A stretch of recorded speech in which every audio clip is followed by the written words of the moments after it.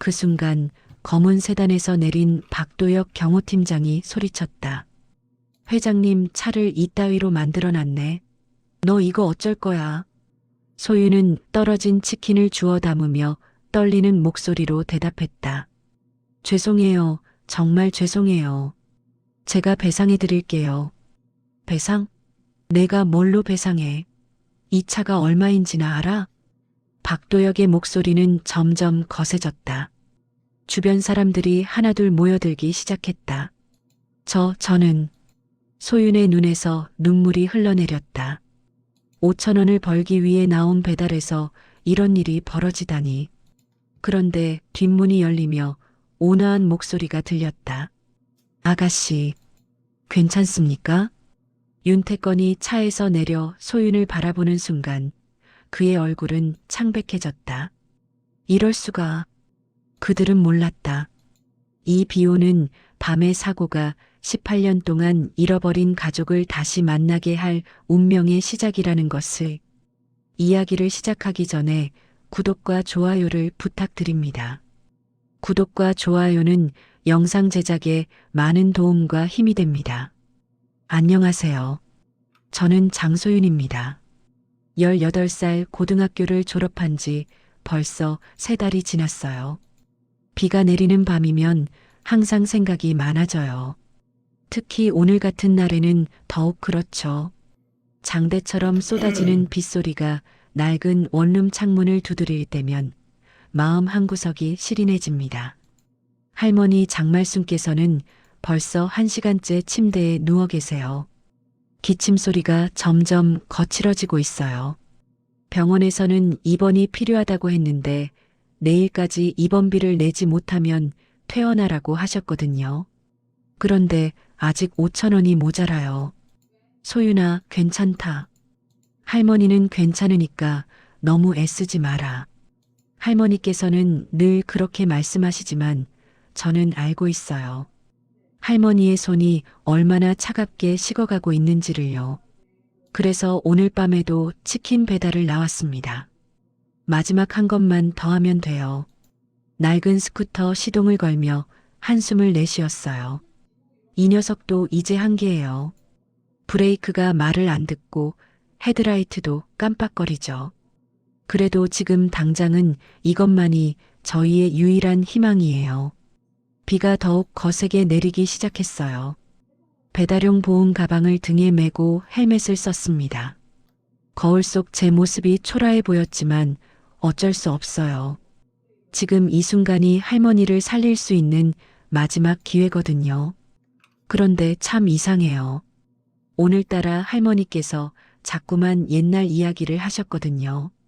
소윤아, 너희 부모님이 살아계셨다면 얼마나 좋았을까. 교통사고만 아니었다면. 그 말씀을 들을 때마다 가슴이 먹먹해져요. 저는 부모님 얼굴도 기억나지 않아요. 할머니만이 저의 전부예요. 그래서 더욱 포기할 수 없어요. 스쿠터를 몰며 젖은 도로를 달렸어요. 빗물이 헬멧 바이저를 때리며 앞이 잘 안 보였지만 익숙한 길이라 괜찮았어요. 이 동네 골목골목은 제 손바닥보다 훤히 알고 있거든요. 그런데 로터리 근처에 다다랐을 때 뭔가 이상한 기분이 들었어요. 평소보다 차들이 조용히 움직이고 있었어요. 특히 한 대의 검은색 고급 세단이 천천히 회전하고 있었죠. 그 차 안에는 한 노인분이 앉아 계셨어요.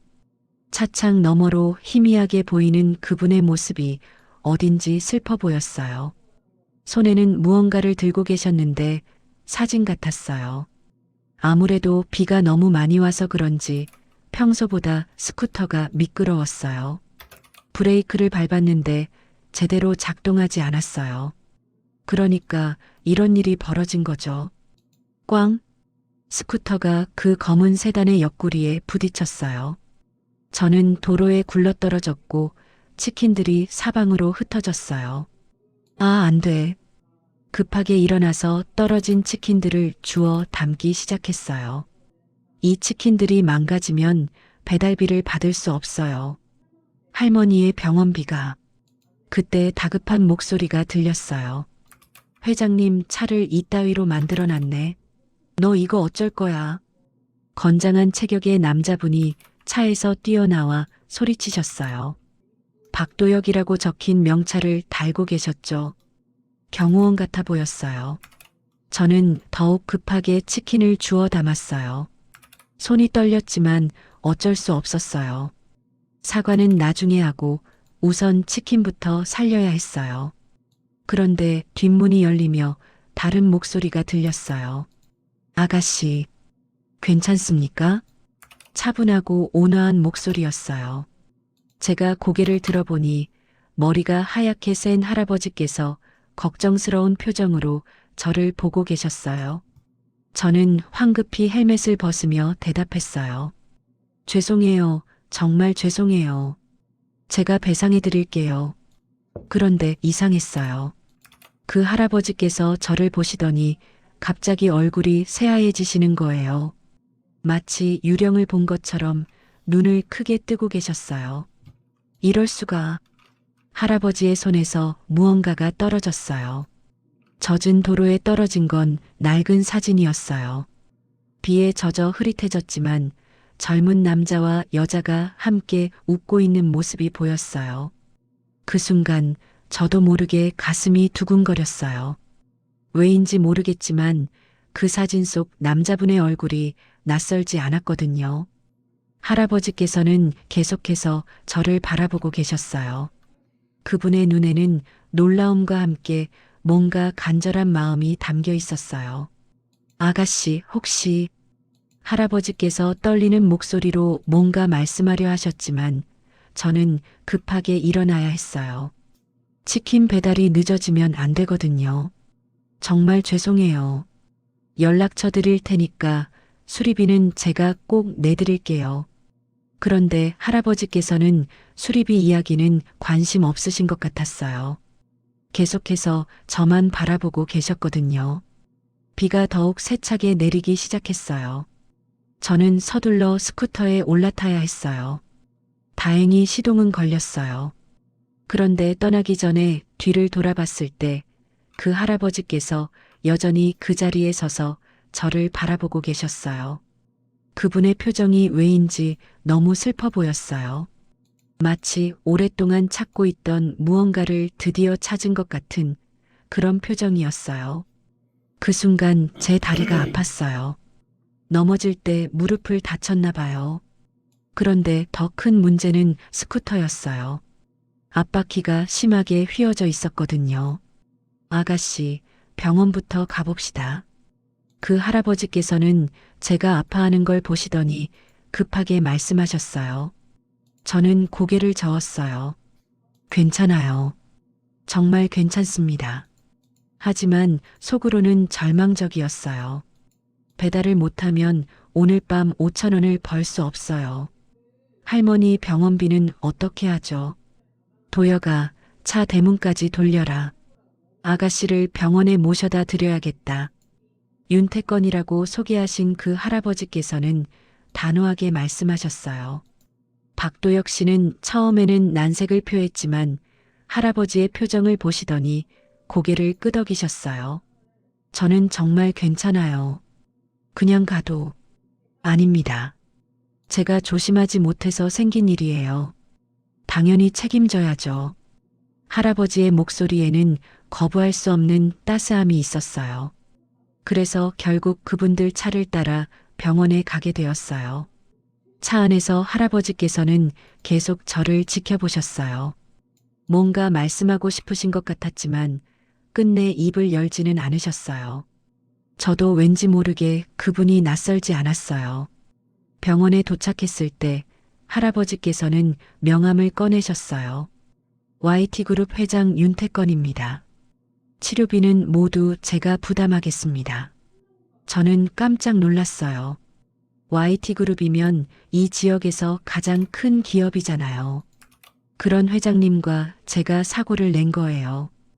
회장님, 그럴 필요 없어요. 제가 잘못한 거니까. 아닙니다. 제가 치료비를 내고 싶습니다. 할아버지의 말투는 단호했어요.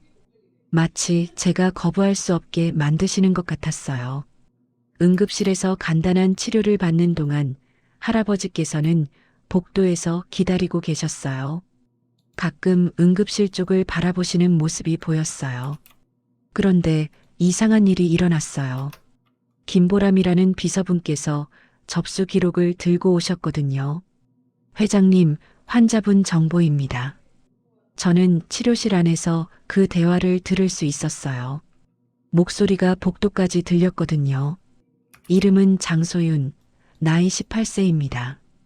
김보람 비서님의 목소리였어요. 그런데 그 다음 말을 들었을 때 할아버지의 반응이 이상했어요. 생년월일은 2007년 5월 3일입니다. 갑자기 복도가 조용해졌어요. 마치 시간이 멈춘 것 같았어요. 저는 왜 할아버지께서 그렇게 놀라셨는지 이해할 수 없었어요. 5월 3일이라고 했나? 할아버지의 목소리가 떨리고 있었어요. 뭔가 충격적인 일을 들으신 것 같았어요. 네, 맞습니다. 2007년 5월 3일생입니다. 그럴 수가. 할아버지께서 무언가를 중얼거리셨어요. 그 목소리가 너무 작아서 정확히 들을 수는 없었지만 분명히 동요하고 계신 것 같았어요. 치료가 끝나고 나왔을 때 할아버지께서는 저를 보시더니 이상한 질문을 하셨어요. 아가씨, 혹시 부모님은 교통사고로 돌아가셨어요? 제가 어렸을 때요. 제가 대답하자 할아버지의 얼굴이 더욱 창백해지셨어요. 무슨 생각을 하고 계신 건지 알 수 없었어요. 할머니하고 둘이 살고 계시는군요. 네, 할머니께서 저를 키워주셨어요. 할아버지께서는 고개를 끄덕이셨지만 표정은 여전히 복잡해 보였어요. 뭔가 깊은 생각에 빠져 계신 것 같았어요. 병원을 나올 때 할아버지께서는 제게 명함을 한 장 더 주셨어요. 혹시 뭔가 필요한 일이 있으면 언제든 연락하세요.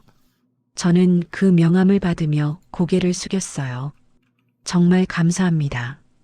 치료비까지 내주셔서 천만에요. 오늘 만난 게 인연이네요. 할아버지께서는 그렇게 말씀하시며 저를 집까지 데려다 주셨어요. 차 안에서도 계속 저를 바라보셨어요. 마치 뭔가 확인하고 싶으신 것 같았어요. 집에 도착했을 때 할머니께서 걱정스러운 표정으로 나와 계셨어요. 소윤아, 무슨 일이야? 이렇게 늦게.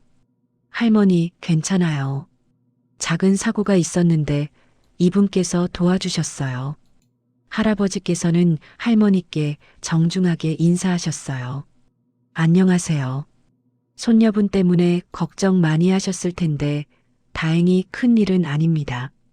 그런데 이상한 건 할아버지께서 할머니를 보실 때도 뭔가 이상한 표정을 지으셨다는 거예요. 마치 어디선가 본 적이 있는 사람을 만난 것 같은 표정이었어요.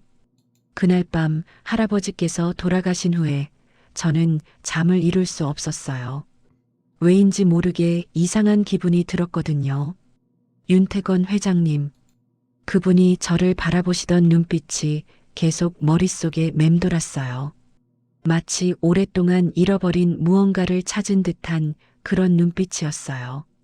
그리고 제 생년월일을 듣고 그렇게 놀라셨던 이유도 궁금했어요. 5월 3일이 뭔가 특별한 날인 걸까요? 한편 그 시각 윤태건 회장은 자신의 저택 서재에 앉아 있었어요. 책상 위에는 오래된 사진 한 장이 놓여 있었어요. 사진 속에는 젊은 남자와 여자가 행복하게 웃고 있었어요. 그의 아들 윤진우와 며느리였어요. 18년 전 교통사고로 세상을 떠난 부부의 모습이었어요. 윤태건은 사진을 바라보며 중얼거렸어요. 진우야, 오늘 너와 똑같이 생긴 아이를 만났다. 그것도 5월 3일생이라고 하더구나. 그는 서랍에서 또 다른 서류를 꺼냈어요. 윤아린의 출생신고서였어요. 그 아이도 같은 날 태어났다고 되어 있었어요. 같은 날 태어난 두 아이. 그런데 왜 하필 진우를 그렇게 닮았을까? 윤태건의 손이 떨렸어요. 18년 동안 품고 있던 의문이 오늘 더욱 커졌어요. 혹시 그동안 자신이 놓친 무언가가 있는 건 아닐까? 그런 생각이 머릿속을 떠나지 않았어요. 다음 날 아침 윤태건은 평소보다 일찍 회사에 출근했어요. 밤새 잠을 이루지 못한 얼굴이었지만 그의 눈빛에는 강한 의지가 담겨 있었어요. 김보람 비서실장을 급하게 불렀어요. 보람 씨, 긴급한 조사건이 있어요. 네, 회장님. 말씀하세요. 18년 전 오호병원 신생아실 근무자들을 전원 조사해 주세요. 당시 근무했던 의사, 간호사, 모든 직원들 말이에요. 김보람은 조금 당황스러운 표정을 지었어요. 갑작스러운 요청이었거든요. 혹시 무슨 특별한 이유가 있으신지요? 자세한 건 나중에 설명하겠어요. 우선 최우선 순위로 처리해 주세요. 윤태건의 목소리에는 평소와 다른 긴박함이 담겨 있었어요. 김보람은 더 이상 묻지 않고 고개를 끄덕였어요. 알겠습니다. 즉시 조사팀을 꾸려서 진행하겠습니다. 그날부터 YT그룹의 조사팀이 움직이기 시작했어요.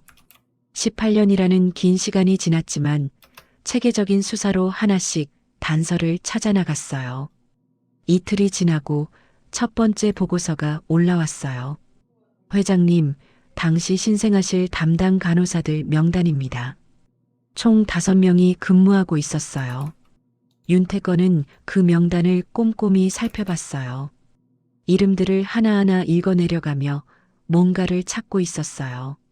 이 사람들 중에 현재 연락이 안 되는 사람이 있나요? 네, 한 명이 있습니다.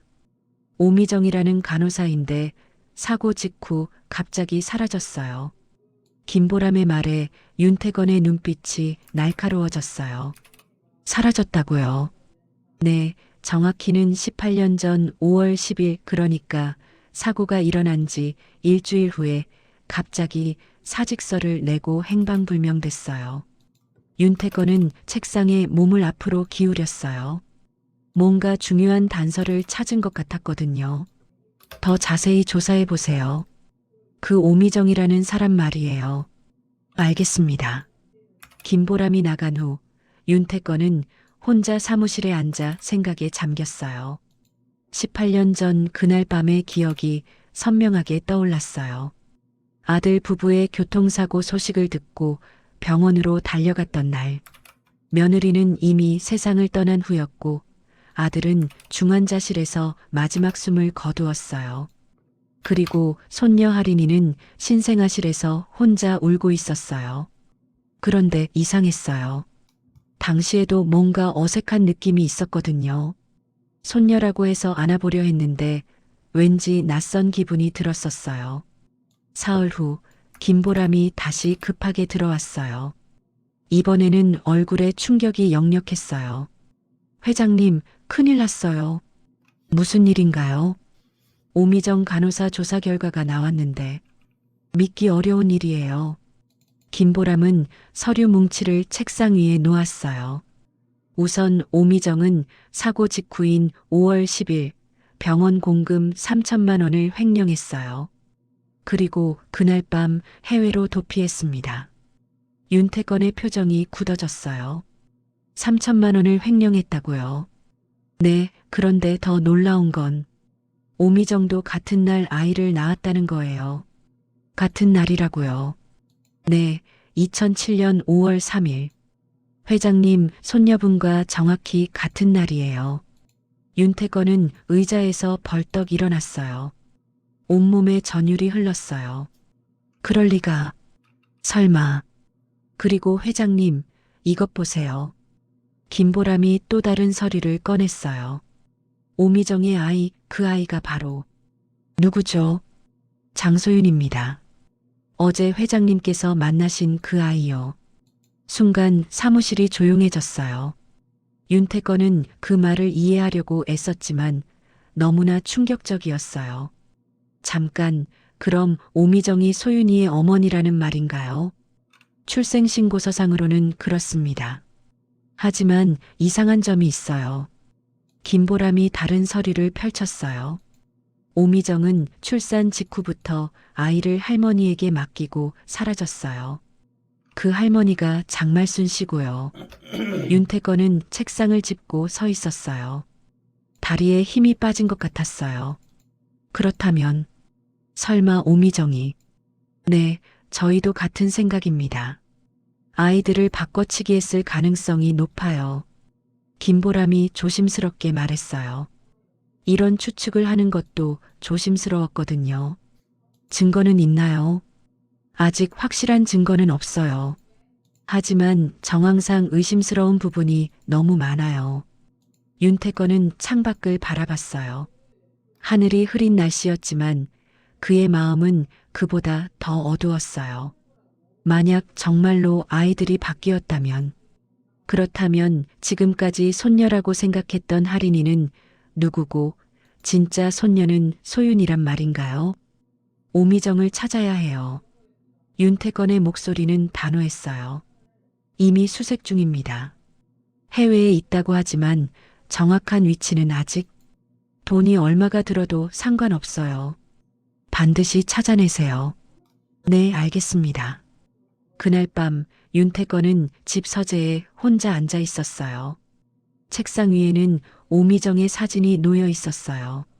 40대 중반의 평범해 보이는 여자였어요.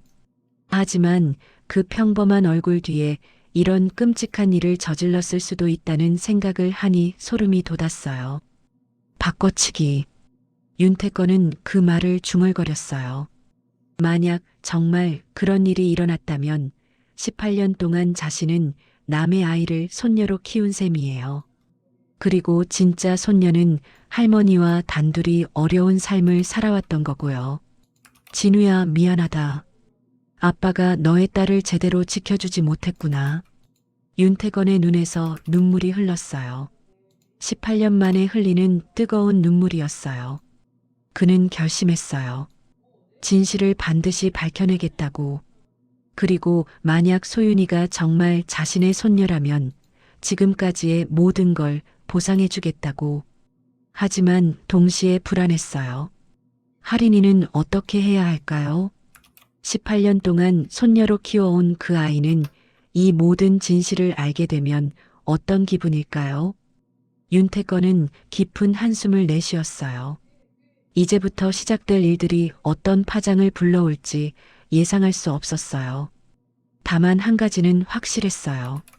진실을 밝혀야 한다는 것. 그것만이 죽은 아들에게 할 수 있는 마지막 도리라는 생각이 들었어요. 며칠이 지난 후 윤태권은 중요한 결정을 내렸어요. 직접 장소윤과 할머니를 만나서 이야기를 들어보기로 한 거예요.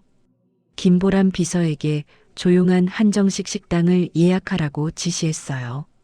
회장님, 혹시 무슨 말씀을 하실 계획이신지요? 아직은 아니에요.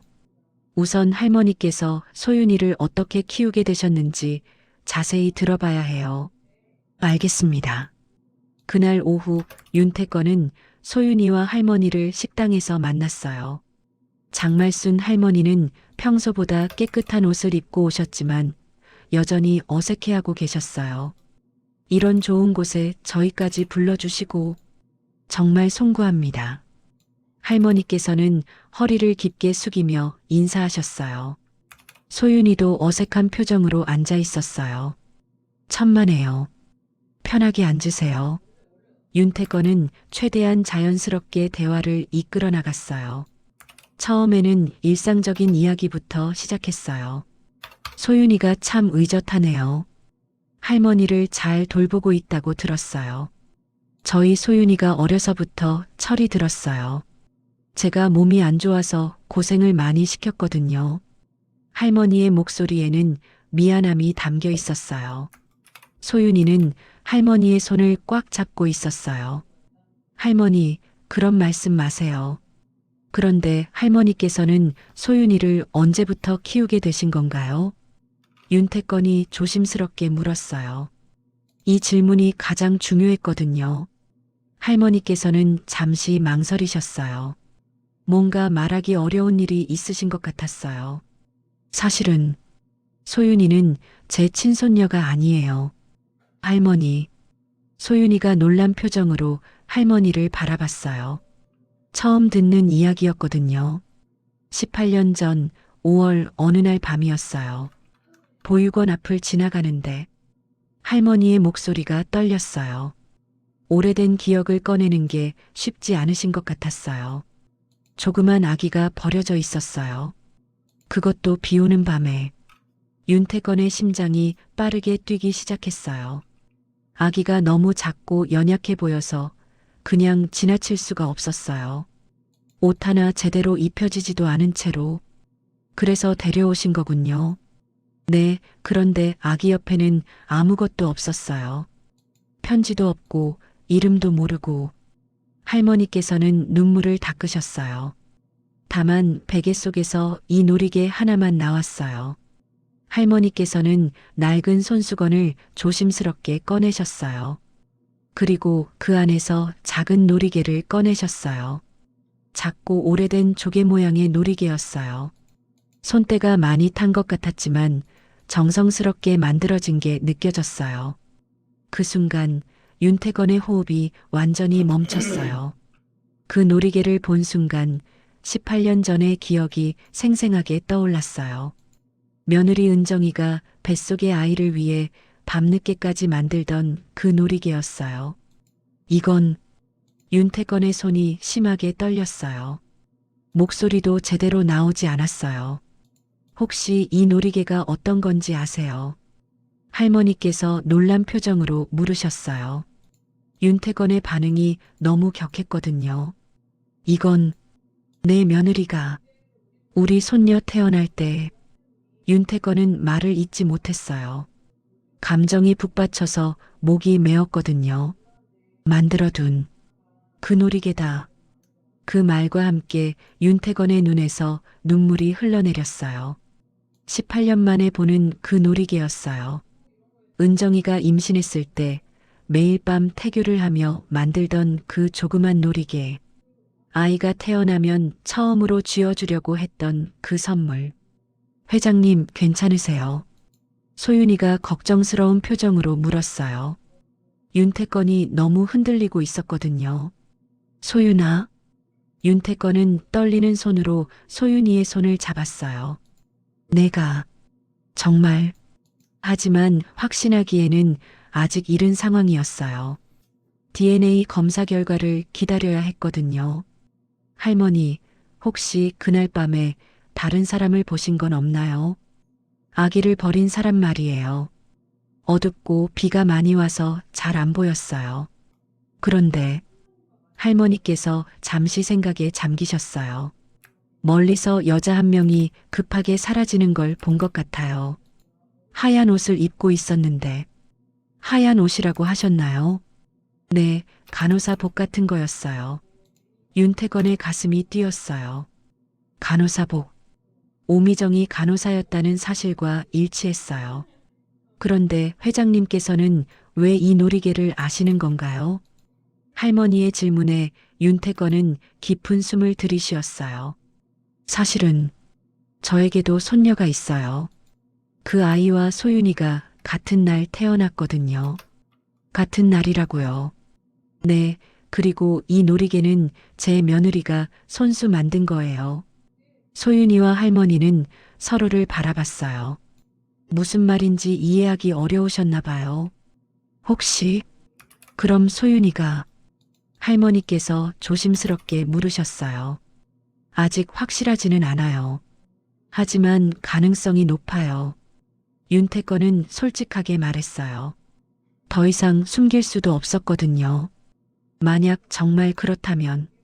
소윤이가 놀란 표정으로 말했어요. 저는 정말 회장님의 손녀일 가능성이 높아요.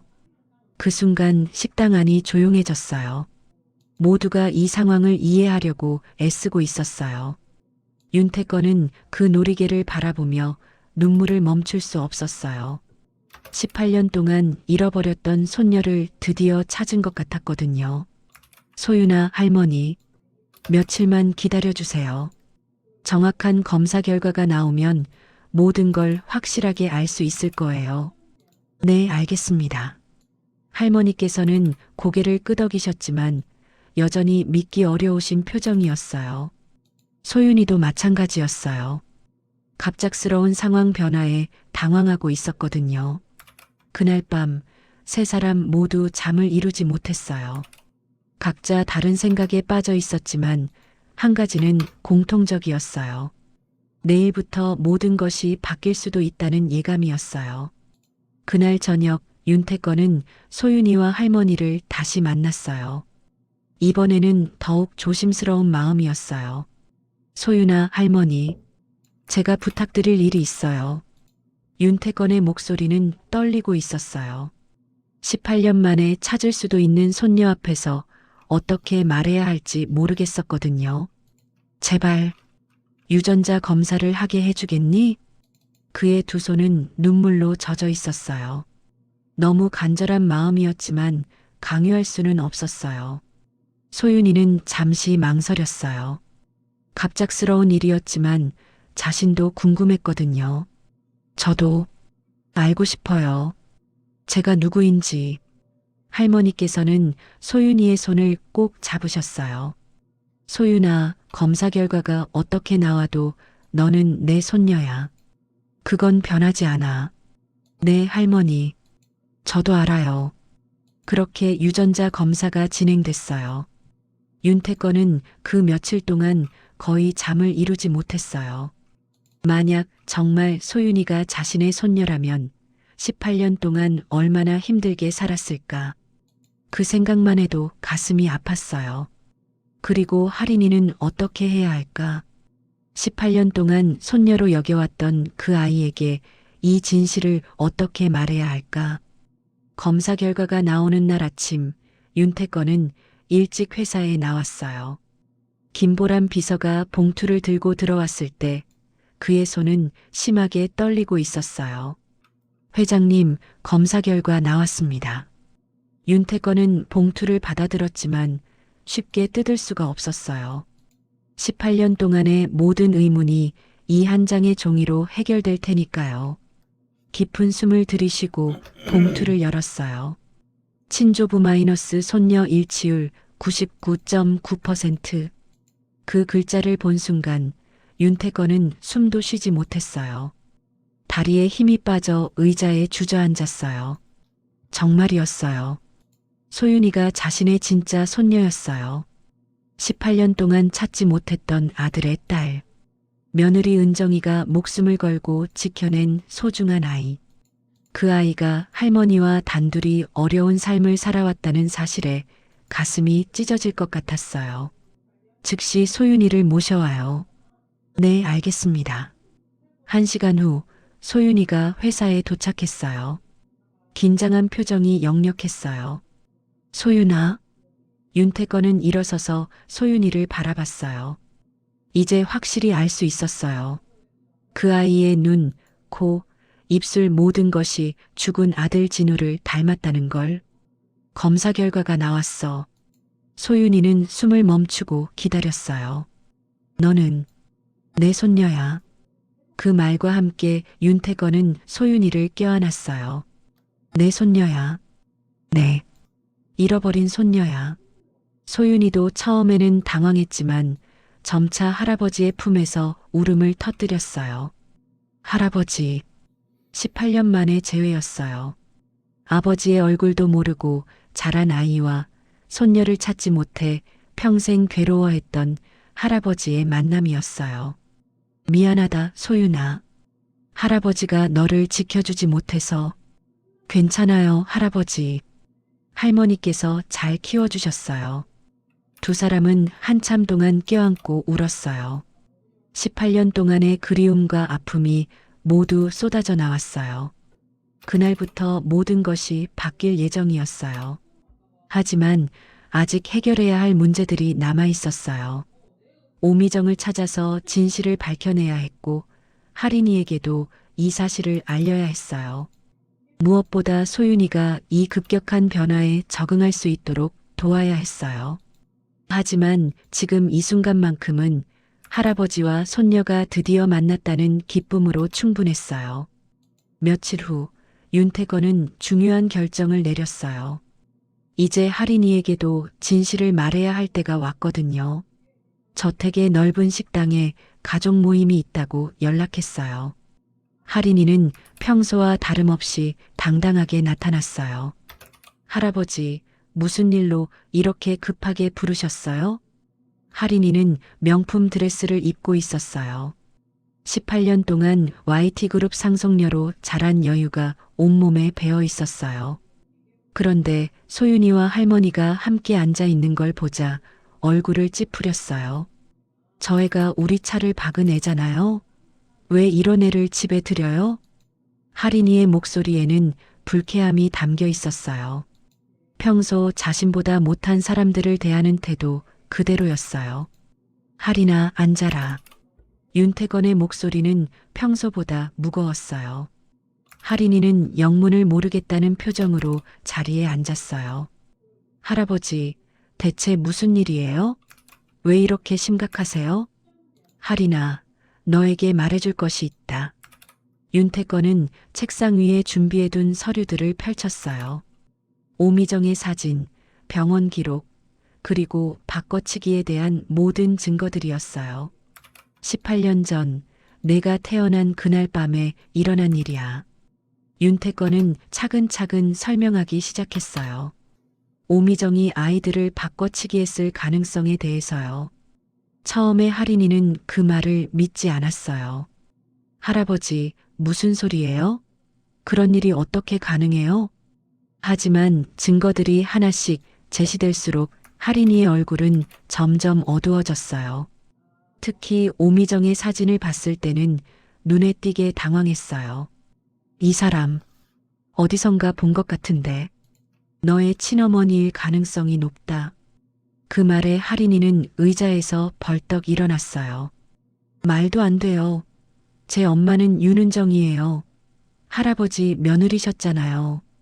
은정이는 소윤이의 엄마다. 윤태건이 조심스럽게 놀이개를 꺼냈어요. 할머니께서 가져오신 그 낡은 조개 놀이개였어요. 이건 은정이가 손수 만든 거야. 뱃속의 아이를 위해서 말이다. 할인이는 그 놀이개를 바라보며 고개를 저었어요. 아니에요. 그런 게 증거가 될 수 없어요. 그럼 이건 어떠냐? 윤태건이 마지막 서류를 내밀었어요. 유전자 검사 결과지였어요. 친조부 마이너스 손녀 일치율 99.9%. 그리고 그 아래에는 또 다른 결과가 있었어요. 친조부 마이너스 피검사자 혈연관계 없음. 할인이의 이름으로 된 검사 결과였어요. 그 순간 할인이의 얼굴은 하얗게 질렸어요. 온몸이 떨리기 시작했어요. 이건 말이 안 돼요.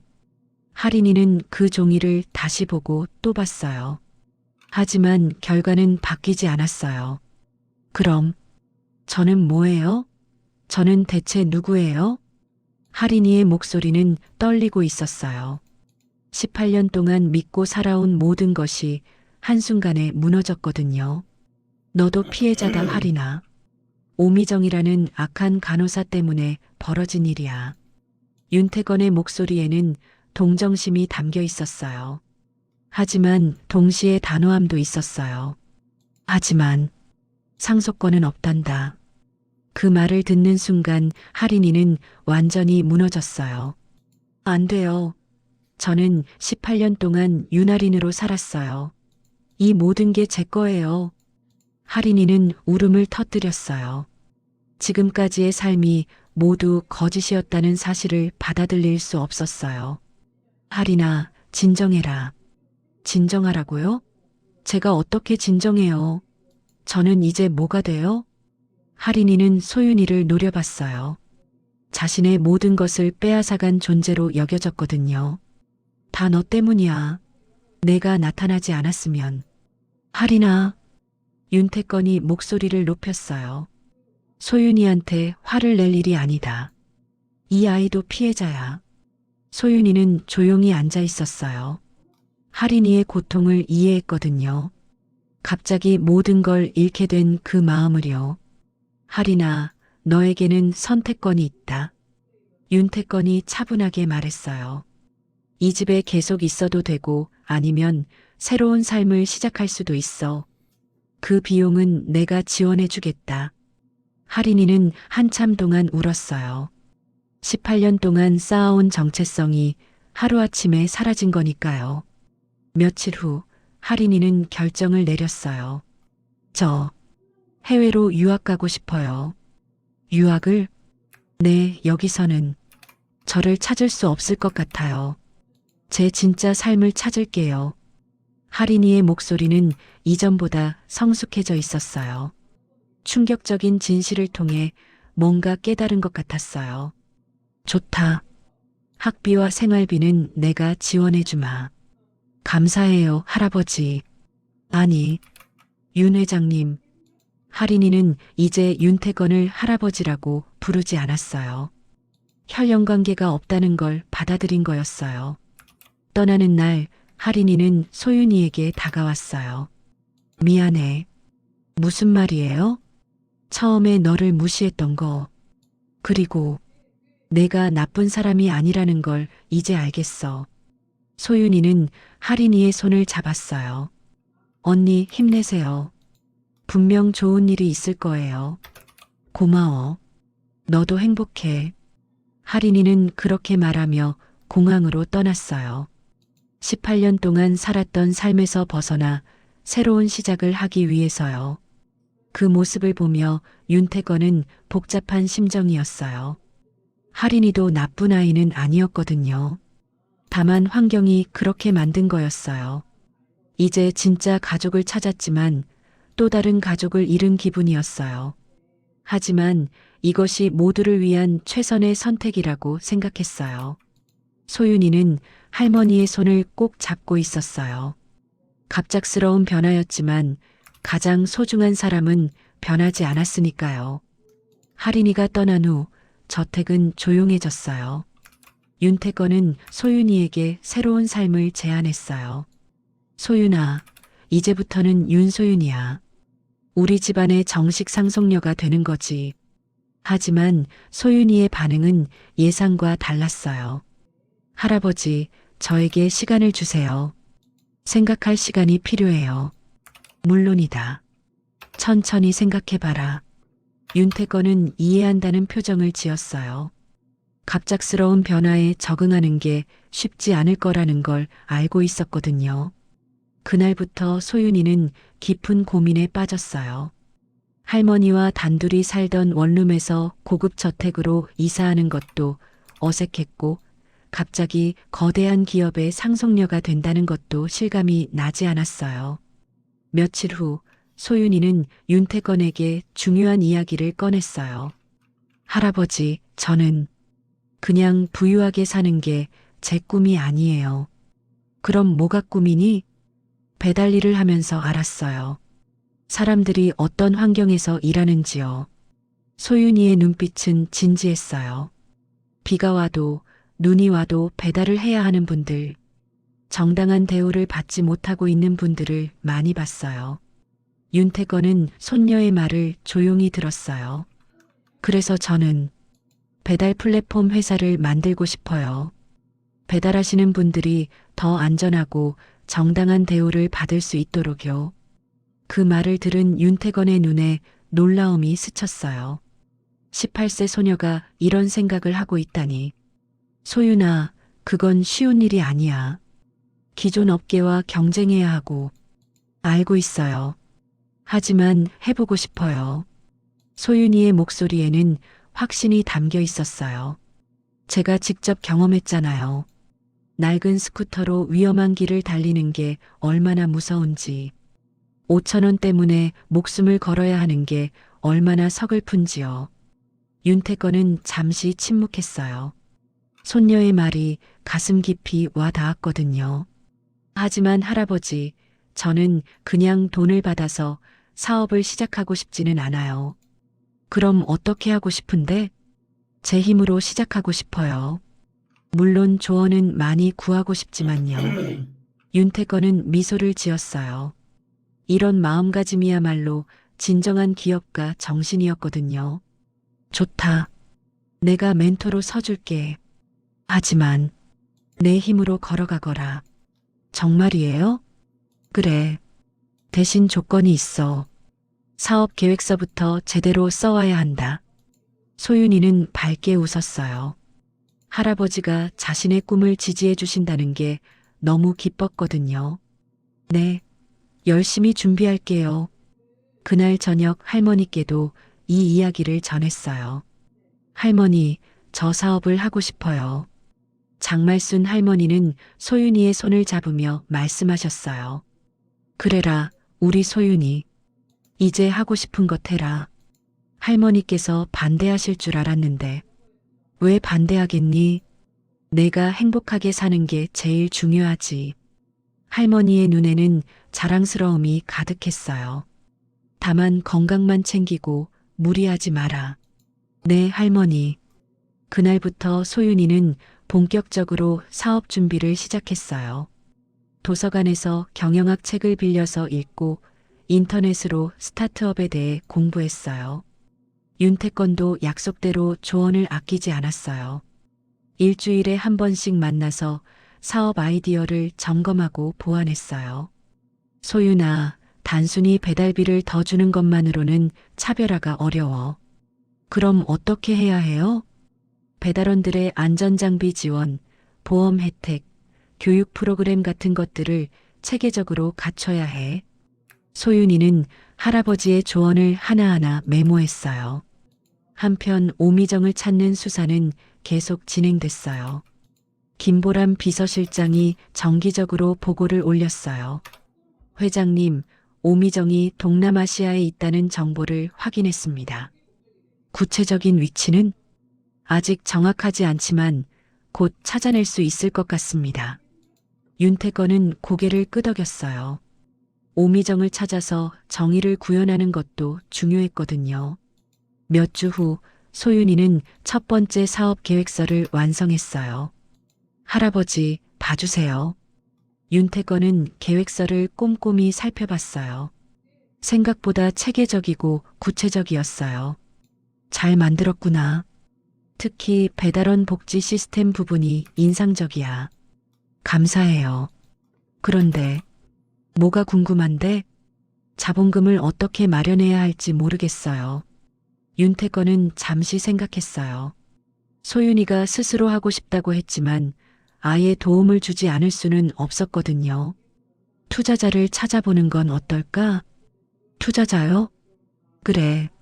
내 사업 계획서를 보고 투자하고 싶어 하는 사람들 말이야. 물론 내가 소개해 줄 수는 있어. 소윤이는 그 아이디어가 마음에 들었어요. 공정한 경쟁을 통해 자금을 조달하는 거니까요. 좋아요. 투자 유치에 도전해 볼게요. 그렇게 소윤이는 새로운 도전을 시작했어요.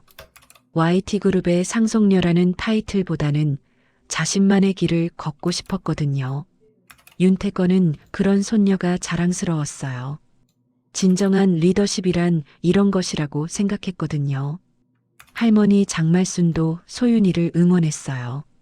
비록 원룸에서 저택으로 이사했지만 여전히 소윤이와 함께 살면서 따스한 보살핌을 이어갔어요. 18년 만에 찾은 가족. 그리고 새로운 꿈을 향한 첫걸음. 소윤이의 인생에는 이제 무한한 가능성이 펼쳐져 있었어요. 3년이 흘렀어요. 서울 강남의 한 빌딩에 새로운 간판이 걸렸어요. 소윤 딜리버리라고 적힌 깔끔한 로고가 햇살을 받아 빛나고 있었어요. 장소윤은 이제 24세가 되었어요. 더 이상 배달원이 아니라 직원 200명을 둔 회사의 대표였어요. 대표님, 오늘 투자자 미팅 어떻게 하시겠어요? 김나연 팀장이 보고서를 들고 들어왔어요. 소윤이와 비슷한 나이의 직원이었지만 존댓말을 정중하게 사용했어요. 괜찮아요. 예정대로 진행해 주세요. 소윤이는 여전히 부담스러워하지 않는 자연스러운 태도였어요. 3년 동안 많이 성장했지만 겸손함은 그대로였거든요. 그런데 대표님, 1층 로비 전시 준비는 완료됐습니다. 아, 정말요? 그럼 한번 내려가 볼까요? 소윤이는 엘리베이터를 타고 1층으로 내려갔어요. 로비 한가운데에는 특별한 전시물이 설치되어 있었어요. 깨진 범퍼 조각과 부서진 스쿠터 한 대였어요. 3년 전 그 비 오는 밤에 사고를 낸 바로 그 스쿠터였어요. 전시물 옆에는 작은 안내판이 있었어요. 기적의 시작 이 사고가 우리 가족을 다시 만나게 했다. 소윤이는 그 글귀를 보며 잠시 감회에 젖었어요. 정말 기적 같은 일이었거든요. 만약 그날 밤 사고가 나지 않았다면 평생 할아버지를 모르고 살았을지도 몰라요. 소윤아, 뒤에서 익숙한 목소리가 들렸어요. 윤태권 회장님이었어요. 3년 전보다 더 밝은 표정이셨어요. 할아버지, 오늘 바쁘실 텐데 오셨어요? 손녀 회사 개관식인데 어떻게 안 올 수 있겠니? 윤태권은 전시물을 보며 웃으셨어요. 이거 전시한다더니 정말 해놨구나. 참 기발한 생각이야. 할아버지께서 조언해 주신 덕분이에요. 과거를 숨기지 말고 당당하게 보여주라고 하셨잖아요. 그때 할머니 장말순께서도 도착하셨어요. 이제 75세가 되셨지만 여전히 건강하셨어요. 우리 소윤이 정말 대단해졌네. 할머니, 아직 멀었어요. 이제 시작인걸요. 세 사람은 전시물 앞에 서서 3년 전을 떠올렸어요. 그때는 모든 게 절망적이었는데 지금은 이렇게 함께 웃고 있다니. 사진 한 장 찍을까요? 김나연 팀장이 카메라를 들고 제안했어요.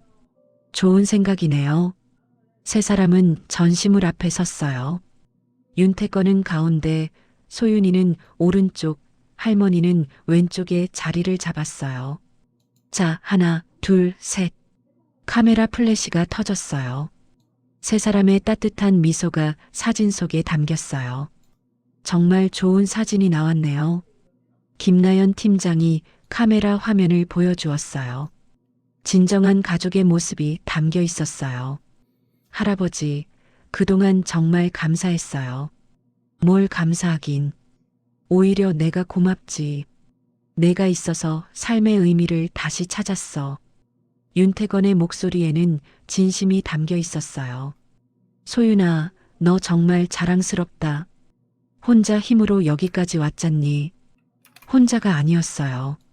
할아버지와 할머니가 계셨으니까요. 할머니께서도 소윤이의 손을 잡으셨어요. 우리 소윤이가 이렇게 훌륭하게 자랄 줄 몰랐네. 정말 기특해. 그날 저녁 세 사람은 함께 저택에서 식사를 했어요. 예전의 원룸이 아니라 넓은 식당이었지만 분위기는 더욱 따뜻했어요. 할아버지, 소윤 딜리버리가 성공하면 배달원분들 처우가 많이 나아질 거예요. 그럴 거야. 내가 직접 경험했으니까 진짜 필요한 게 뭔지 알잖아. 네, 그래서 더 책임감을 느껴요. 소윤이는 창밖을 바라봤어요. 3년 전 그 비 오는 밤이 떠올랐어요. 가끔 생각해요. 만약 그날 밤 사고가 나지 않았다면 어땠을까 하고. 그런 생각하지 마라. 모든 일에는 다 이유가 있는 법이야. 윤태권이 따뜻하게 말씀하셨어요. 맞아, 소윤아. 힘든 일도 결국은 우리를 더 강하게 만들어주는 거야. 할머니의 말씀에 소윤이는 고개를 끄덕였어요. 그날 밤 소윤이는 일기를 썼어요. 오늘 회사 개관식이 있었다. 3년 전 그 사고 때문에 절망적이었지만 결국 그 일이 새로운 시작이 되었다. 인생은 정말 예측할 수 없는 것 같다. 하지만 포기하지 않으면 반드시 길이 보인다는 걸 배웠다. 다음 날 아침 소윤이는 평소보다 일찍 출근했어요. 1층 로비에서 전시물을 다시 한번 바라봤어요. 부서진 스쿠터와 깨진 범퍼. 그것들은 이제 절망의 상징이 아니라 희망의 증거였어요. 대표님, 안녕하세요. 출근하는 직원들이 밝게 인사했어요. 소윤이도 환하게 웃으며 답했어요. 네, 안녕하세요. 오늘도 좋은 하루 만들어봐요. 소윤 딜리버리의 하루가 시작되었어요. 그리고 소윤이의 새로운 꿈도 계속 이어지고 있었어요. 세 사람의 가족은 이제 진짜 행복을 찾았어요.